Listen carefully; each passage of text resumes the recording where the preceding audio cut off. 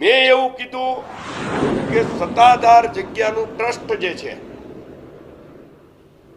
આપા giga જગ્યાનું trust, એમાં 2 સભ્યો છે, વિજય ભગત અને પૂજારી મહેશભાઈ.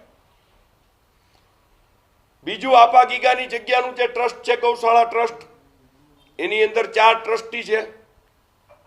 મેં કીધું એમાં એક ટ્રસ્ટી તરીકે મને લ્યો, જેમાં 2 ટ્રસ્ટી છે એમાં ત્રીજા ટ્રસ્ટી તરીકે તમે મને લ્યો, અને જરૂર જણાય જુનાગઢના એસપી અને જુનાગઢના કલેક્ટર હોદ્દાની રૂએ ભવિષ્યમાં પણ જે કોઈ કલેક્ટર આવે, જે કોઈ એસપી આવે, એ ઓટોમેટિક એના સભ્ય થઈ જાય. આ પ્રકારનો ઠરાવ થવો જોઈએ. શું કામ? તમે શું કામ ભાઈ ના પાડો?